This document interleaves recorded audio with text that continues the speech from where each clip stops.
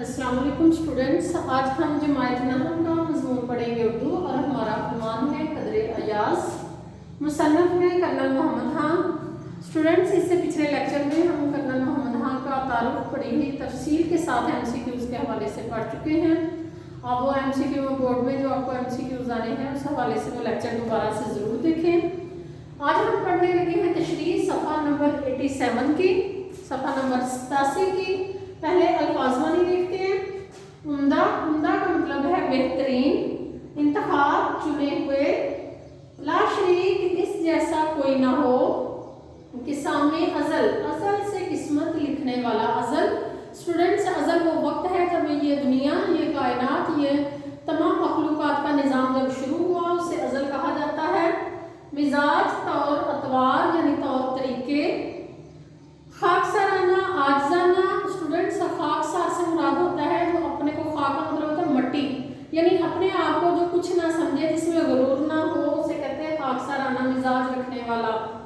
पला, पला से मुराद है परवरिश पाई, पला बड़ा यानी परवरिश पाई। कारिफैर, कारिफैर का मतलब है नेकाम। जूं तू का मतलब है जैसे तैसे करके किसी चीज का इंतजाम करना। कबाड़िए, पुराना सामान बेचने वाले। मजाल, हिम्मत, ताकत। तवाज़ु, खातिरदारी, खिदमत। खिलाफ मामूल यानी मामूल के खिलाफ, रोजाना की जो रूटीन है उससे हटकर। वजह गिरानी, अहम सबब, अहम वजह। वजह गिरानी से मुराद है कि एक अहम वजह बन जाना। शाने नजूल, उतरना, नाज़िल होना। मखल, मखल से मुराद है शरीक। उन्स का मतलब है मोहब्बत। तूल, लंबाई। अर्ज, चौड़ाई। इम्तियाज, फर्क। किता, टुकड़ा। वसी, वुसअत, ज्यादा।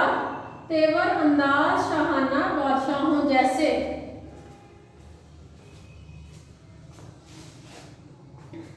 तो स्टूडेंट्स, अब हम इसकी तशरीह करते हैं। तशरीह का पैटर्न आपको पहले भी मैं बता चुकी हूँ कि सबसे पहले आपने हवाला मतन लिखना है, यानी उन्वान क्या है और मुसन्नफ का नाम क्या है। उसके बाद आपने इस कहानी का सियाक़ व सबाक़ आपने लिख के याद कर लेना है। आप खुद से लिखा जा सकता है कहानी में क्या हुआ, उसे तरतीब से उसके तमाम नुकात लिखते हैं। लेकिन जब इंसान स्टूडेंट खुद से हर दफ़ा सियाक़ व सबाक़ लिखने बैठता है तो उसकी लेंथ बहुत ज़्यादा हो जाती है। 1-1.5 पैराग्राफ से ज़्यादा लंबाई यानी इसकी तवालत नहीं होनी चाहिए सियाक़ व सबाक़ की, इसलिए आप एक ही दफ़ा लिख के रख दें। या मैं आपको कल वाले लेक्चर में इसका सियाक़ व सबाक़ लिखवा दूँगी, आप एक दफ़ा अपने रजिस्टर पर लिख के रख दें, उसे ही याद करें। पहले आपला मतन तशरीह में लिखना है, फिर सियाक़ व सबाक़ लिखना है, अल्फाज में लिखने हैं, उसके बाद तशरीह करनी है। तो तशरीह आप इस तरह करेंगे कि हर एक सतर की 3 सतर तशरीह करनी है। हर एक लाइन को 3 लाइनों में कम से कम आपने तफसील से बयान करना है।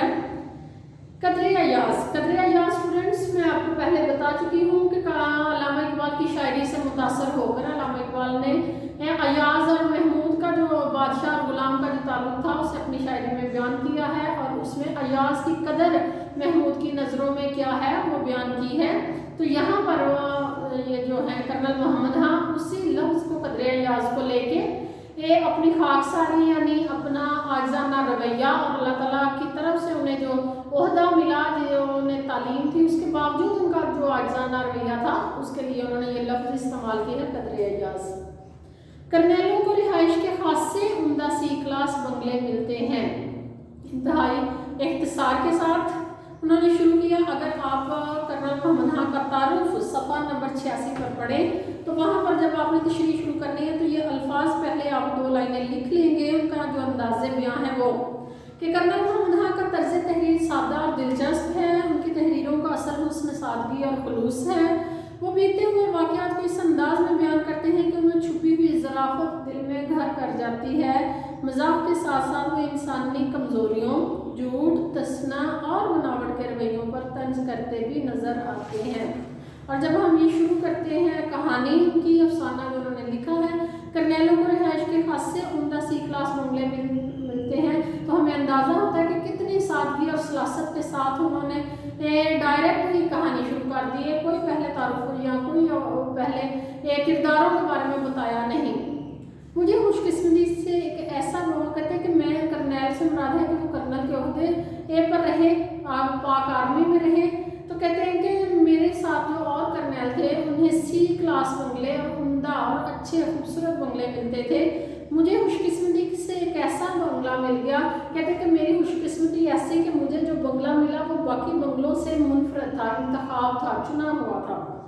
मुझे खुशकिस्मती से एक ऐसा बंगला मिल गया जो अपनी क्लास में भी इंतखाब था, यानी चुना हुआ था, जो करनैलों के लिए मुख्तस किए गए थे बंगले कि ये जो है ना वो करनैल यानी कर्नल ही यहाँ पर रिहाइश पजीर होंगे। उनमें जो सबसे ज़्यादा खूबसूरत बंगला था उस पर मेरा नाम निकला। यानी मुझे करनैलों में वो इम्तियाज़ हासिल नहीं था। वो अपनी हादसारी बयान कर रहे हैं, आजानापन का इजहार कर रहे हैं कि बाकी कर्नल हो सकता है मुझसे ज़्यादा ज़हीन फतीन और अपनी जॉब की अपनी नौकरी के हवाले से ज़्यादा एक्टिव हो, यानी मुझे वो इम्तियाज़ हासिल नहीं था, वो फ़र्क उनमें हासिल नहीं था जो मेरे बंगले को था। जो मेरे बंगले को बंगलों में इम्तियाज़ हासिल था, बूढ़े बैरों से रवायत है। बूढ़े बैरे सम्राट बैरे जो है ना वो बावर्ची खाने में काम करने और खाना सर्व करने वाले को कहते हैं। कहते हैं जो बूढ़े बैरे वहाँ पर रिहाइश पजीर थे उनसे रवायत थी, उनसे पता चलता था कि विल्सन रोड का ये लाशरीक बंगला, लाशरीक जिस उस जैसा कोई और नहीं, लाशरीक बंगला विल्सन साहब ने खास तौर पर अपने लिए बनवाया था जब अंग्रेज़ ब्राज़ील में मौजूद थे। कहते हैं कि उस वक्त का ये बंगला विल्सन साहब ने बनाया था। जब वो चले गए, पाक आर्मी ने अपना इख्तियार संभाल लिया, इक़्तिदार संभाल लिया, तो उसके बाद जो कर्नल को मिलता रहा ये बंगला तो मेरे हिस्से में आया। ये बंगला कम बेश से मुराद है कम या ज़्यादा, इसकी जब तुलो अर्ज़ नापा जाए। ये बंगला कम बेश 2 एकड़ कता ज़मीन में वाक़या था। स्टूडेंट 2 एकड़ काफ़ी ज़्यादा जगह है, तकरीबन 16 केनाल जगह है। यानी किसान अज़ल ने ही इसे खासा शाहाना तुलो अर्ज़ बख्शा था, यानी ये मुझे मेरी कारकर्दगी की वजह से ये इतना शाहाना यानी बादशाहों जैसे इतना बड़ा तुलो अर्ज़ वाला महल नहीं मिला, बल्कि विल्सन साहब ने अपने लिए बनवाया था। और अब जब मेरी यहाँ पर ट्रांसफ़र हुई, पोस्टिंग हुई, मैं तब्दील होकर जब यहाँ पर आया, यूनिट मेरी चेंज हुई, यानी यूनिट मेरी जब यहाँ पर आई तो ये मुझे मिल गया। इमारत के सामने वसी चमन था, चमन यानी बाग था जहाँ पर फूल खिले हुए थे, जिसके हाशिए यानी चारों तरफ, हाशिए से मुराद होता है चारों तरफ जो दीवार या बाड़ लगाई गई है, जिसके हाशिए पर मुनहदी यानी फूल का नाम है, मुनहदी की गहरी सबज बाड़ के सर पर नेज़ों ऊंचे सर्व और सफ़ेदे के पेड़ लहलहाते थे। सर्व जो है पौधे का नाम है, सफ़ेदा भी ऊंचे लंबे पौधे का नाम है। कहते हैं कि उनके जो लंबे लंबे पौधे थे सर्व और सफ़ेदे के, उनसे दीवार बनाई गई थी और मुनहदी की गहरी सबज बाड़ भी लगाई गई थी। चमन में जा बजा सुरख और सफ़ेद लफ्ज़ यहाँ पर इस्तेमाल हुआ है, सफ़ेद से मुराद सफ़ेद है।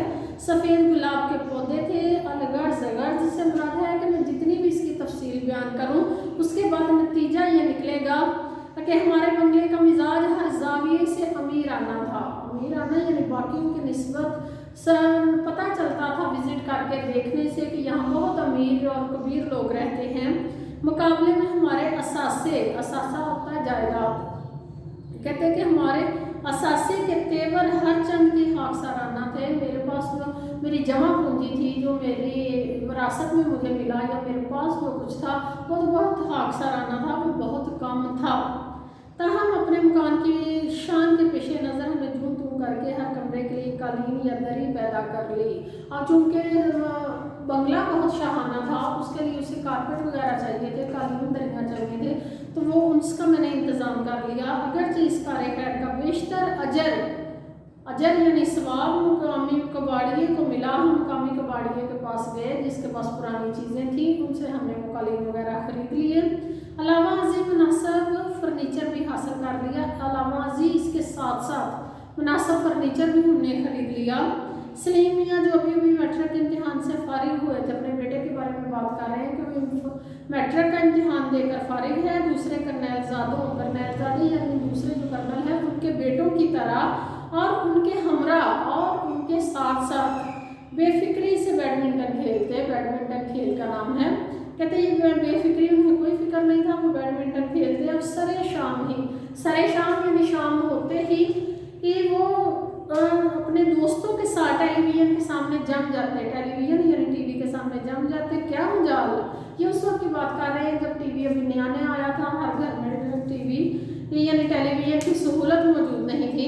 कहते क्या मजाल, मजाल किसी की हिम्मत नहीं, किसी में ताकत नहीं जो कोई गैर इस मुशाहदे में, मुशाहदे से मुराद है टीवी को प्रॉपर देखते रहना, मुसलसल देखते रहना। कहते कि उस मुशाहदे में कोई और गैर इसमें मखल यानी उसमें शरीक होता, उसमें रुकावट डालता, सिवाय इसके कि हमारा बूढ़ा मुलाजम अली बख्श उनकी तवाज़ो के लिए कमरे में खामोशी से दाखिल और खारिज होता रहता। कहते कि मेरा बेटा जो सलीम है जब अपने दोस्तों के साथ टीवी देखने बैठ जाता तो किसी को इजाज़त ना होती कि वो उस कमरे में दाखिल होता, सिवाय हमारे मुलाजम को दाखिल और खारिज यानी चीज़ जो उन्होंने अपनी खिदमत के लिए मंगवानी होती वो दे आता और बाद में बर्तन उठा लाता। अली बख्श को यूँ भी सलीम से उन्स था, यानी सलीम से उन्हें प्यार था, क्योंकि वो उसी के हाथों में पला था, उसी के हाथों में परवरिश पाई थी।